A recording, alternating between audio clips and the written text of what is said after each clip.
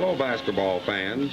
This is Bill Creighton, KCBC Sports Director, saying hello to you while we're here in the first round basketball game to get underway in just a few moments. The opening round of the 1948 Girls State High School basketball tournament being played at Drake University Fieldhouse here in Des Moines. In our opening game, KESWICK played Hartley. In this ball game, a scoring star, Helen Corrick, came to the tournament with 1,081 points for the KESWICK team. She needed 27 to tie the all-time record, and she scored 26 in this game. You see action here now. The team in dark is KESWICK, while Hartley is wearing white uniforms. And now you see some action there on the floor with KESWICK in possession of the ball. Here's a pass over to Helen Corrick as she goes up to score. In the second game, the first round, Wales-Lincoln played WELLSBURG. In this ball game, Janice Killinger scored 29 points in the encounter and was a scoring star for the Wales-Lincoln team. Wales-Lincoln is wearing dark uniforms while WELLSBURG is wearing light. For WELLSBURG, Bokoff scored 24 points, and she was the tallest girl to participate in the 1948 Classic. Joan Hook is a great guard for this WELLSBURG team, and of course, as you know, they won the ball game. This is Killinger now taking a shot at the basket, and it goes right in there. And this is Bokoff scoring for WELLSBURG. WELLSBURG won the state tournament the last time that they played in state tournament competition when it was a three-court ball. That was in the year of 1934. In the third game of the first round, Prairie City played Kamrar, and in this ball game, Mona Van Steenberger, the sophomore scoring star of the Prairie City team, kept them in the ball game even though they were defeated. In the fourth game of the opening round, the Red Raiders of WIOTA came to a state tournament for the first time in many years without Joe O'Connor, their genial coach. WIOTA is now coached by Arnold Christ. They played the Charging Czechs of CLUTIER, coached by John Schoenfelder. It was a great ball game all the way. In this game, I particularly want to call your attention to the great scoring star, Betty Armstrong from WIOTA. She comes from the most famous girls' family of basketball players that Iowa has ever known, having three of the girls named twice on the All-State team, Phyllis, Maxine, and Betty. And in the picture you will see in just a moment where she's taking a shot at the basket. And of course, Ardella Canup, the great scoring star of the Charging Czechs, put them in the ball game, and they won this first round thriller by the score of 59-51. The WIOTA Ball Club is in dark uniforms. In the fifth ball game of the opening round, brought together SEYMOUR, the defending champion, and the Mallard Ducks. The Mallard Ball Club became the giant killers in this game when they defeated the team, conceded the championship almost before they came to Des Moines. In this game, many of the basketball players were stars of last year's team, particularly Margaret Cole, Joe Sieben, Romlin Liggett, Mabel Sager, Barbara Holland, and Isabel Sieben of the SEYMOUR team coached by Earl Berg. The SEYMOUR club has come to the state tournament 11 times in the past 13 years. They've always had a good ball club here in Des Moines. And now you see some action here on the screen. There's Saturn taking the ball out of bounds for the Mallard Ball Club. And now they move the ball across the center line, the offensive zone. Liggett passes the ball over to Siebert. Passes the ball into Margaret Cole. She starts around her guard and goes in for a shot at the basket. Followed in there beautifully by Liggett, but it was no good when it rebounded off the board and a foul was called on the play. There's Joe Sieben shooting a free throw for the SEYMOUR team as Liggett goes in to rebound the ball. They pass the ball out in front of the center circle into Cole. And there's Saturn once again knocking the ball down. She played a magnificent ball game in this game for the Mallard Ducks. Mallard in possession of the ball now, floats one into Stafford. She fakes her guard out of position and goes up to score. There's quite a lot of action here. And of course, this SEYMOUR team, everyone expected them to win the state title once again. There's a long shot taken by Sieben and good. In the sixth game of the opening round, SLATER played RADCLIFFE. They won that ball game with a score of 44-38 in an overtime period. In this game, Andy Butt's great ball club from Slater came from behind to tie up the ball game on the very brilliant playing of Bonnie Locker, who scored 18 points in the game. She is very capably assisted by Margaret Midditz, who scored 11 points, and Martell Ersland, who scored 15. The Radcliffe Club came to the tournament with 21 victories, 3 losses, and a tie. Of course, this ball team is coached by Mr. Winders, who had the distinction of knocking Steamboat Rock out of the state tournament for the first time in a long time when he defeated them in the district final of the Hippodrome of the Dairy Cattle Congress in Waterloo. And here is Radcliffe now in possession of the ball, moving the ball around the outside circle. In this ball game, their scoring star was Hodson, who scored 17 points. And of course, Eller and Olson played brilliant ball at guard positions too. Enough cannot be said about the fine play of the entire guards of the Slater team. In the 7th game of the opening round, Wilton Junction played Charter Oak. Wilton Junction, of course, won this game 43-25. The ball club coached by Ray Tyler down Wilton Junction way was really good in this game. They came to the tournament with a fine ball club too. Wilton Junction, of course, is in white, while Charter Oak team is wearing dark uniforms. In the 8th and final basketball game of the opening round, Waterville defeated Truro in a thrilling ball game with a score.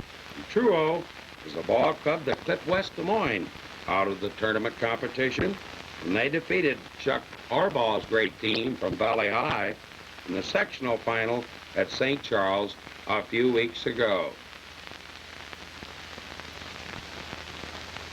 Now you see the action down there on the floor before the largest crowd that ever came in to see the opening round of the 1948 Classic.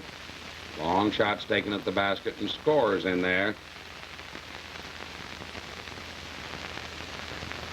Well, ladies and gentlemen, this just about concludes the opening round of the state tournament. We, of course, have filmed the entire tournament for you. And now we shall proceed in a few moments to bring you the second round of this great 1948 Classic. This is the first day of the opening round, the largest crowd ever to see girls basketball in this country. Boy, they got the thrills of their life in the opening round competition. And now, the movie showing the second round encounter. Hartley played WELLSBURG. Hartley earned their way into the second round ball game by defeating KESWICK in the opening round 51-31, while WELLSBURG won a thrilling ball game from Wales Lincoln by the score of 41-40. In this game, the scoring star of the Hartley team is Gloria Moore. And now you see the Hartley Ball Club in possession of the ball. There's Holman taking a shot at the basket. Here, ladies and gentlemen, is the Hartley team with their coach, Mr. Church, on the bench as we take a close-up of a little action there. And now back to action on the floor. There's Bokoff, fouled on the play. Dorothy Dickman committed the foul, and here's Bokoff attempting a free throw. It's in the air and good. Hartley puts the ball in play underneath the basket across the center line, the offensive zone. Moore passes the ball over to Sampson. Sampson, the girl nearest us now. Over to Moore once again. On a pickoff play, Sampson goes to the corner. She rolls around, takes a hook shot at the basket, and it drops off no good. They fight the ball off the board. The Hartley team is a great rebounding ball club throughout the entire tournament. Here you see Moore taking a set shot from outside of the foul circle, and it was no good, but they're in to rebound the ball once again. And now there's WELLSBURG going around for a shot at the basket and scores on the play. Here's Mr. Mel Walker, one of the officials, throwing the ball down the floor to put the ball in play and in action. Over to WELLSBURG in the far corner. They're trying to get the ball into Bokoff, but she's well covered by Phillip, Lorraine Phillip, who played splendid ball. WELLSBURG scores on the play. And here you possession of the ball.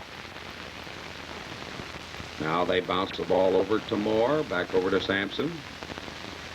You know, Bokoff, as you know, as we told you earlier in the film, is a girl who's the tallest girl in the tournament.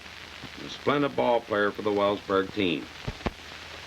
In the next game in the second round, brought together two great ball clubs, Kamrar, and CLUTIER.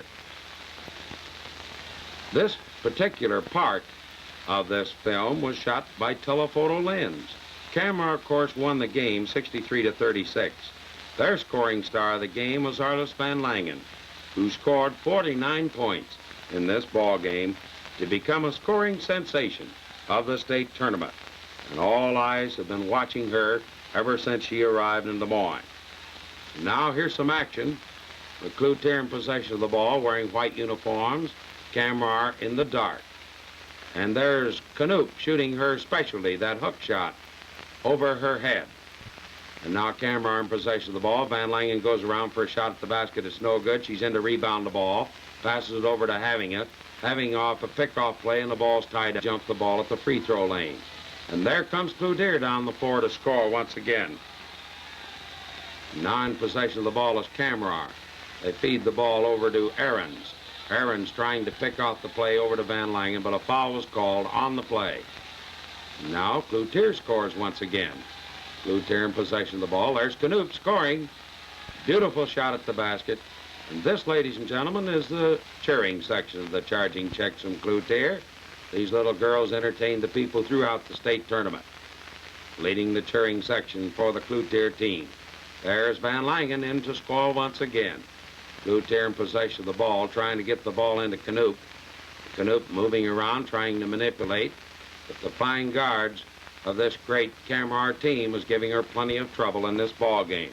Here's Van Langen on that hook shot over her head to go in to score. And there's Knoop attempting another shot at the basket, and a foul was called on the play. Van Langen shooting a free throw. It's in the air and no good. Rebounded brilliantly off the board by Ahrens. Over to Van Langen once again.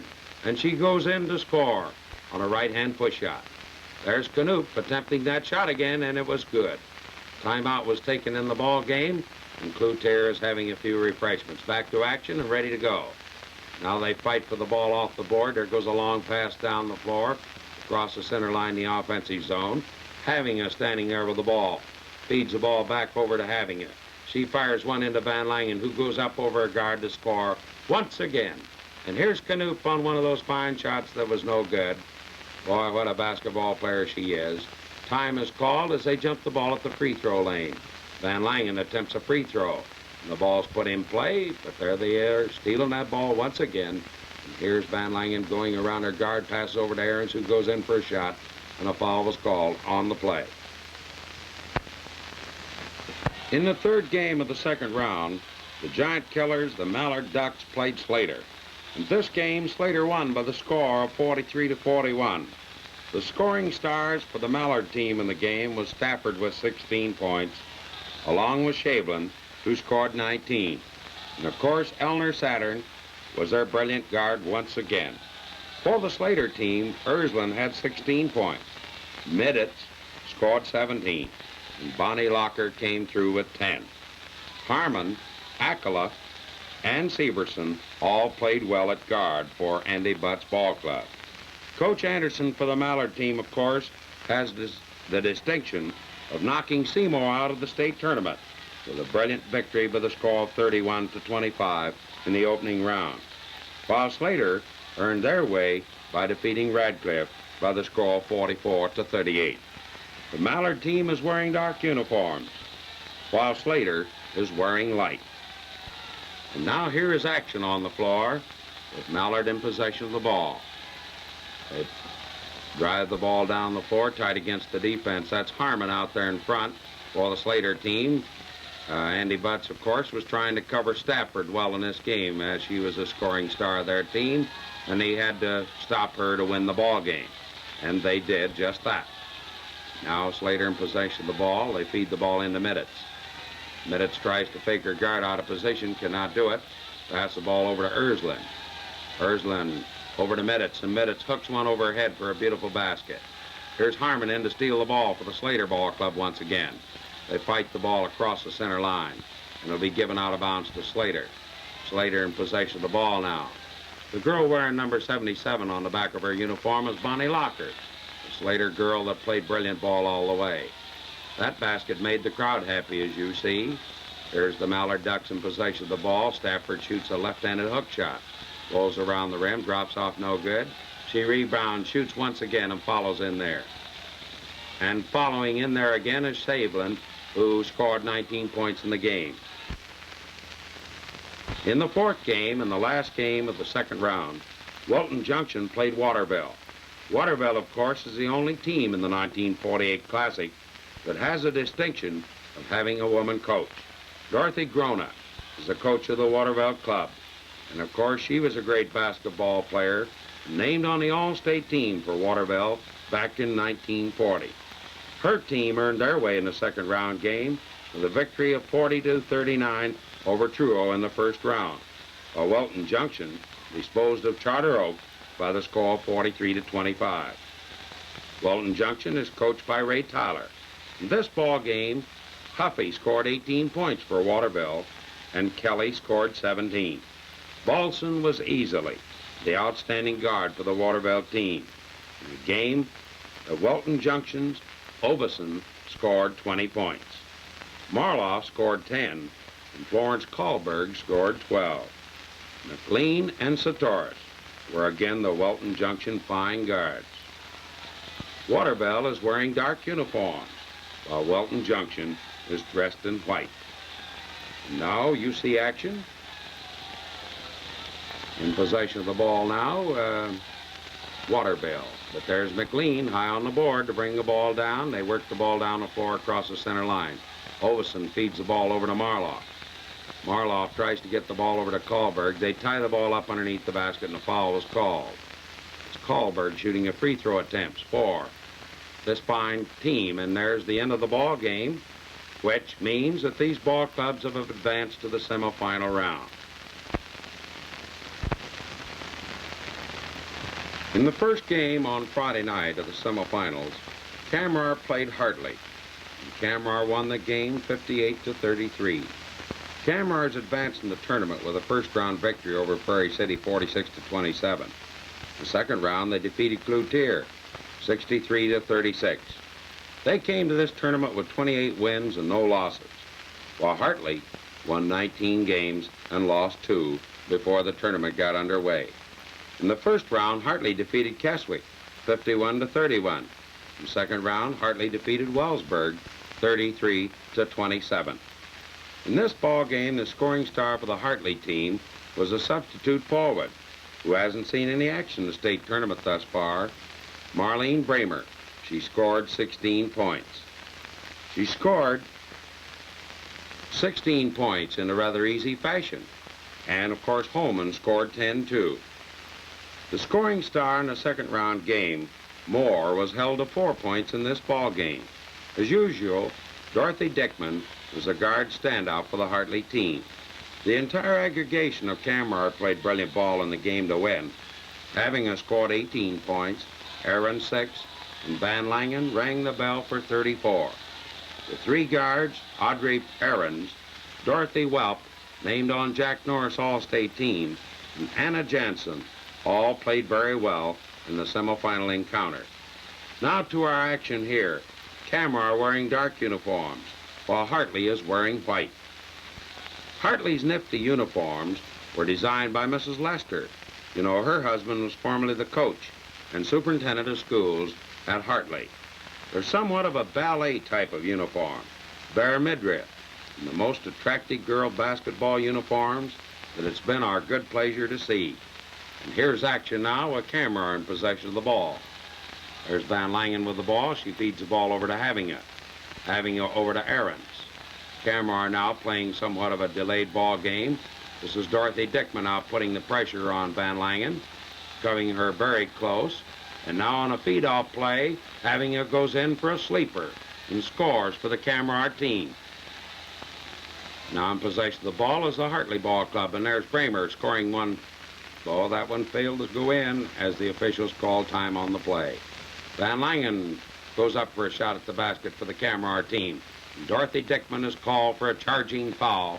She comes hard off the board, and Van Langen will shoot the free throw. It's in the air, and it's no good. Rebounded off the board, in possession of the ball is Havinga on a sleeper into Aarons, who goes up to score for the Kamrar team. Look at the crowd, ladies and gentlemen. 7,200 fans packed into the field house to the semifinal games on Friday night. There's Holman scoring for the Hartley team. Here's one of those sleeper plays again, but she lost possession of the ball and then recovered it. Van Langen goes in and scores from the right side. And here, shooting a free throw attempt for the Hartley team, is Gloria Moore. It's in the air and no good, rebounded off the board by Dorothy Welch. And boy, what a basketball player she is. They fight the ball off the board as time runs itself out. And the final score of the ball game, Kamrar 58, Hartley 33. In the second game of the semifinal on Friday night, with activities getting underway once again, both these teams were red hot when they started this ball game. SLATER playing Wilton Junction. SLATER, of course, in the dark uniforms, while Wilton Junction is wearing white. SLATER earned their way in this ball game with a 44-38 victory over RADCLIFFE in the first round. And they defeated MALLARD 43-41 in another close one. They came to the tournament with 26 wins and 3 losses and 1 tie. Wilton Junction earned their way in the first round ball game with a 43-25 victory over Charter Oak. In the second round, Wilton Junction defeated Waterville 42-38 in a close, thrilling ball game. They've won 26 games in a row before they came to the tournament. With 2 victories so far in the tournament, they've now won 28 games in a row. The team is coached by Ray Tyler, while the SLATER team is coached by Andy Butts. In this game, Beverly Oveson scored 13 points for Wilton Junction. Marloff scored 14, Kahlberg 13 for even scoring distribution of their frontline court. Satoris and McLean, along with Bramer, were their fine guards. While for Andy Butts' team, Ersland scored 11, Middett scored 10, and Bonnie Locker rang the bell for 14. Of course, the guards in this game for SLATER is Janice Harmon, Marjorie Akala, and Marilyn Severson. And here's action starting now.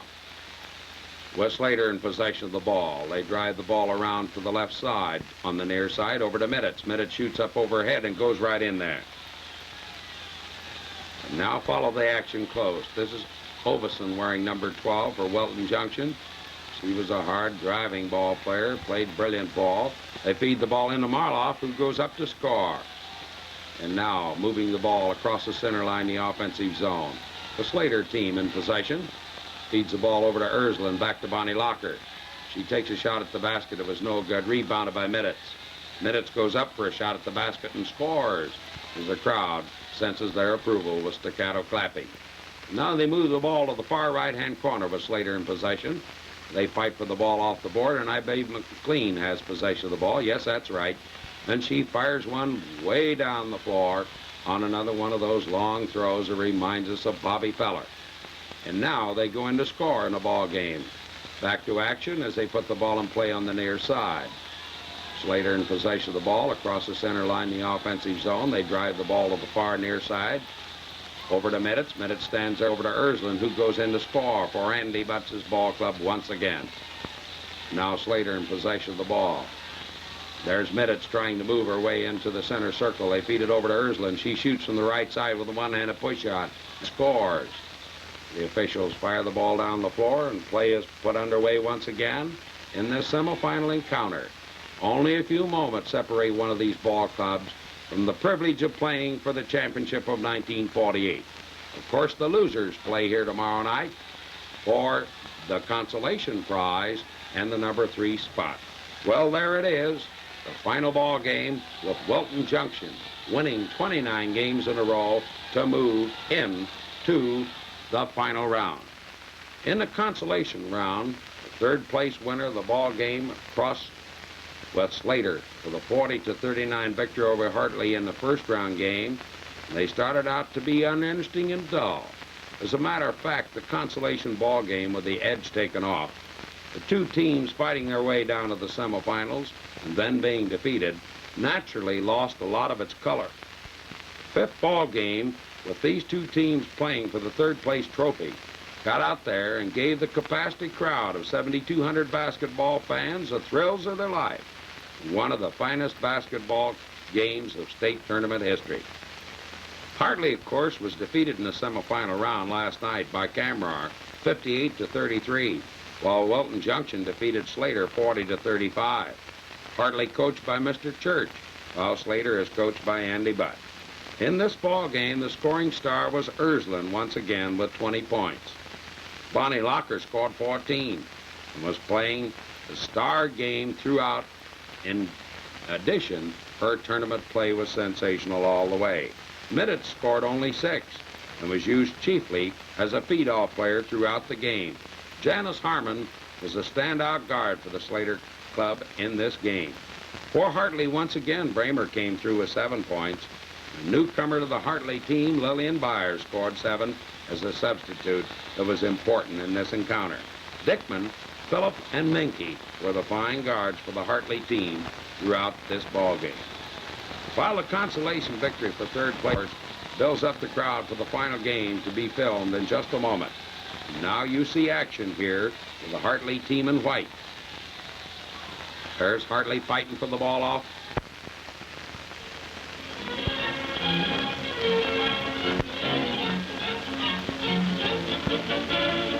Now, ladies and gentlemen, final ball game for the championship of 1948. Starting 4 weeks ago, 643 basketball teams in Iowa started the long battle down the stretch with a final ball game to be played here at the field house tonight. Only 2 teams have been able to earn their way to the final, and rightfully so, too. Both teams undefeated and untied throughout the entire season, come to the tournament with brilliant victories throughout their way. Kamrar, coached by Kenny Bryant, who's done a magnificent job at Kamrar. In his first round ball game, he defeated Prairie City 46-27. He went on to beat the charging Czechs from CLUTIER 63-36. Then a semifinal victory over Hartley 58-33. Wilton Junction, coached by Ray Tyler, down in Muscatine County. 1,200 people in the town, and they've won 26 ball games in a row before they came to the tournament. The first round ball game, they defeated Charter Oak 43-25. They had a second round victory over Waterville 42-38. Then in a semifinal ball game here at the field house last night, defeated SLATER 40-35. This basketball tournament tonight is being played before 7,200 basketball fans at the field house here in Des Moines. The largest crowd ever to pack their way into this field house to see this all-important classic. And of course, we're getting the thrills of their life with hard driving and beautifully executed basketball. Here's the Kamrar team in dark uniforms wearing a superstition that they might not continue to go all the way if they change uniforms for this game. They came to the tournament with some beautiful new ones, but they decided that they shouldn't wear them and put the jinx, because after all, they've won 31 games in a row. The officials in this championship game were Benny Beckerman from Des Moines and M.M. Rogers of Lytton. For the 23rd annual tournament, this activity is packed with more thrills and more spills than it's been our pleasure to see before. And our movie camera has been here to bring you all of the color and all of the action of the entire tournament. We certainly hope that you enjoy seeing these movies before another tournament rolls around. I know that I speak in behalf of the entire staff of the Girls Athletic Union, hoping that we've added to your enjoyment and pleasure in making these films for you. You see the action here as these 2 ball clubs are battling in the first half of the championship game for 1948. There's Van Langen going up for a shot at the basket, but it was no good. And now Wilton Junction in possession of the ball. Ovison wearing a number 12 on the back of her white uniform. Fires the ball over to Kahlberg, back to Ovison. They're trying to move the ball in there. Kahlberg hit a beautiful shot from outside of the foul circle. And here goes Marloff up for a shot at the basket for the Wilton Junction team. Marloff in for a sleeper, and she scores on the play. There's Ovison and Kahlberg in possession of the ball once again. Benny Beckerman, the official, across the way, as you see on the floor there, with a large crowd. And now, at the end of halftime in this all-important ball game, the score: Kamrar 31, Wilton Junction 19. Only 16 minutes keeps one of these teams from being the champion of 48. As activity gets underway once again, we want to mention Van Langen's play throughout the tournament. You know, she has been so cool and so collect. And ladies and gentlemen, I want to particularly call your attention to our movie camera that brings you one of the thrills of the 48 Classic, and it's just about to be. And here it is. Here goes Van Langen up for a shot at the basket. That goes right in there. Ladies and gentlemen, that basket broke the all-time scoring record because Van Langen has scored 142 points in this big tournament of 1948 against the record of 137 points held by Helen Van Houten of Hansel, Iowa, established back in 1940. 7,200 fans wait in esteem as timeout is taken here in the ball game for the thrill that comes with the final whistle for the championship of 1948. Played before, 7,200 basketball fans have been on the edge of their seat throughout the entire game at the field house here tonight. All the sports celebrities from all over the country are here to see this encounter.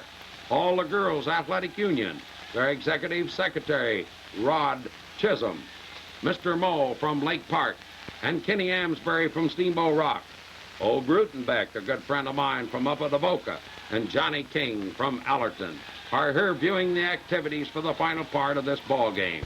And now you see the thrill that comes to those kids that are so very, very capably won their way for the championship of 1948. The final score of the ball game, Kamrar 65, Wilton Junction 40. And now, ladies and gentlemen, they are presenting the awards to the teams for their activities throughout the tournament. Here's the Wilton Junction team getting a second-place trophy. The trophies are being awarded by Arthur Brayton, Secretary of the Des Moines Convention Bureau. And there's the Kamrar Ball Club getting the huge trophy for the championship of 1948. And as the crowd is milling its way out of this tremendous field house, where everyone has enjoyed the 1948 Classic, Kamrar not only has become the champion of Iowa for 1948, but they've earned their way into a ball game against Mesquite, Texas, for the mythical championship of the United States. Well, you might even say the world. Kamrar won that ball game with a score of 36-33 before the largest crowd to ever see a girls' basketball game in all the world. Well, ladies and gentlemen, it's been a real pleasure bringing you this film throughout the 1948 Classic. I sincerely hope that you have enjoyed it.